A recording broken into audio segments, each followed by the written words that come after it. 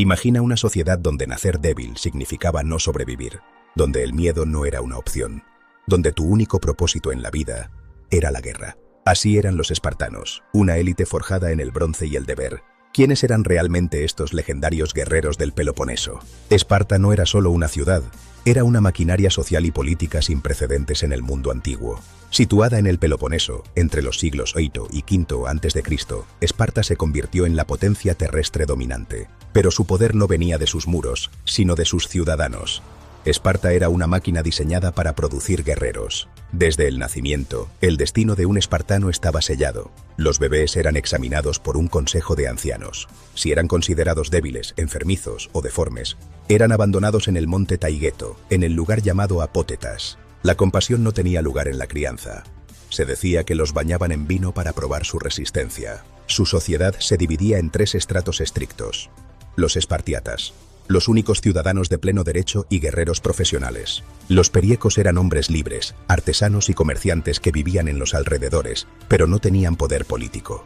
Y en la base, los hilotas, siervos del Estado que trabajaban la tierra para que los ciudadanos pudieran dedicarse exclusivamente a la guerra. Eran la mayoría de la población, y el miedo a su rebelión era lo que mantenía a Esparta en un estado de vigilancia constante.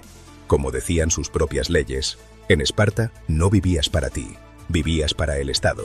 Tu vida le pertenecía a la polis.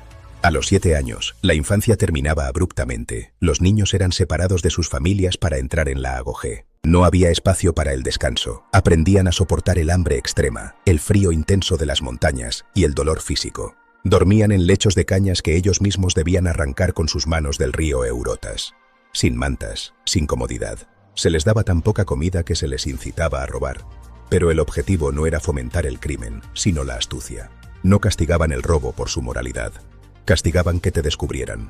La falta de sigilo era la mayor vergüenza. Los combates eran reales y sangrientos. Se fomentaba la competitividad extrema entre los jóvenes para forjar su espíritu.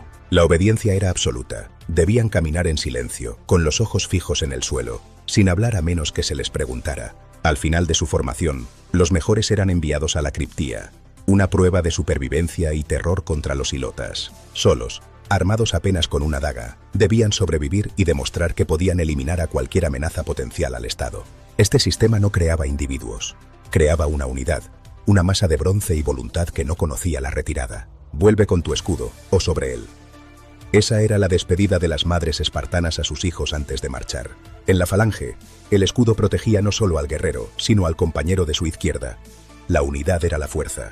Pero todo ese entrenamiento tenía un objetivo claro: convertirlos en la fuerza militar más temida del mundo antiguo. Una fuerza que cambiaría la historia de Grecia para siempre en las Termópilas y más allá. Los espartanos no luchaban como héroes individuales.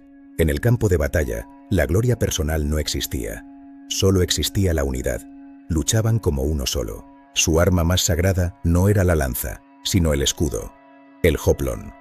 Pesado, revestido de bronce y madera, diseñado para la defensa colectiva. La dory era su brazo extendido, una lanza de casi 3 metros con punta de hierro y un contrapeso de bronce capaz de golpear incluso si la punta se rompía. Y cuando la formación se rompía y el combate se volvía visceral, desenfundaban la sifos, una espada corta, letal, diseñada para encontrar los puntos débiles del enemigo en el caos. Pero el secreto no estaba en el acero, sino en el compañero. El escudo no protegía solo al guerrero que lo portaba, protegía al compañero de su izquierda. Tu vida dependía literalmente de la valentía del hombre a tu lado. Si él flaqueaba, el muro caía. Si él resistía, tú eras invulnerable. Por eso, en Esparta, romper la formación era el mayor de los crímenes. Era peor que morir. Abandonar el escudo era abandonar a tu hermano. Sin embargo, la fuerza física era solo la mitad de la historia. Los espartanos entrenaban algo mucho más difícil de forjar: el control mental. Entrenaban para no sentir pánico, para que el rugido de miles de enemigos no acelerara su pulso. El control mental era su verdadera armadura. Año 480 a.C. El paso de las Termópilas, el lugar donde la leyenda se grabaría en piedra para siempre ante el avance del imperio persa. 300 espartiatas, liderados por el rey Leónidas I, se dispusieron a resistir al ejército más grande del mundo conocido. Las huestes de Jerjes I eran miles contra unos pocos cientos. Una lógica militar que dictaba la derrota inmediata. Pero los persas no entendían a quién se enfrentaban. No fue solo fuerza bruta, fue disciplina pura. Mantuvieron la posición durante días, convirtiendo un desfiladero en una carnicería para el invasor. Cayeron, sí, pero su sacrificio compró el tiempo que Grecia necesitaba para unirse. Demostraron que la voluntad espartana era inquebrantable. Pero mientras los hombres luchaban y morían en el frente, en la ciudad de Esparta ocurría algo que casi nadie cuenta. Algo que hacía a sus mujeres tan temidas como sus guerreros. Las mujeres espartanas eran únicas en toda Grecia. Mientras que en otras ciudades-estado su papel era puramente doméstico, en Esparta, ellas eran el pilar que sostenía la sociedad mientras los hombres estaban en guerra. Podían poseer tierras y administrarlas con total autonomía. De hecho, se estima que hacia el final del período clásico, casi el 40% del territorio espartano pertenecía legalmente a las mujeres. Recibían una educación física rigurosa, entrenaban en atletismo, lucha y lanzamiento de disco y jabalina. No por deporte, sino por una convicción biológica. Mujeres fuertes darían a luz a guerreros fuertes. Tenían voz en la sociedad.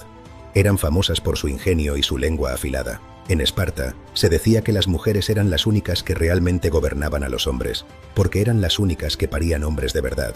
Mientras en Atenas las mujeres vivían recluidas en el gineceo, dedicadas al telar y al silencio. En Esparta el mundo exterior les pertenecía. Eran libres para forjar el carácter de la polis. Pero toda esta libertad y poderío militar tenía un precio oscuro. Un secreto a voces que manchaba el suelo que pisaban. Entramos en el lado más sombrío de Esparta. La sociedad espartana no era autosuficiente, dependía totalmente de los hilotas, una población esclavizada, nativa de Mesenia y Laconia, que superaba en 10-1 a sus amos. Vivían bajo constante vigilancia. El miedo no era solo del esclavo al amo, sino del amo al esclavo. Los espartanos vivían en una paranoia perpetua de rebelión hilota. Existía la criptia. Cada año, los jóvenes espartanos más aptos eran enviados a los campos con el permiso legal de asesinar a cualquier hilota que consideraran peligroso o rebelde. Era un sistema de terror institucionalizado. Esparta era inmensamente fuerte hacia afuera, pero terriblemente frágil por dentro. Su sistema era una olla a presión donde la mínima grieta podía provocar la explosión total del Estado. Y como toda potencia basada en el miedo y la opresión sistémica, su caída no era una cuestión de si ocurriría, sino de cuándo. El declive demográfico y las rebeliones internas sellaron su destino. Incluso los muros de bronce terminan por agrietarse. En el año 371 a.C., en los campos de Leuctra, ocurrió lo impensable. La invencible Esparta fue derrotada por el ejército de Tebas. Su sistema, diseñado para la guerra perpetua, era demasiado rígido. No pudo adaptarse a un mundo que cambiaba. La falta de ciudadanos, el declive demográfico y la presión de sus propios siervos sellaron su destino militar. El sol de Esparta comenzó a ponerse.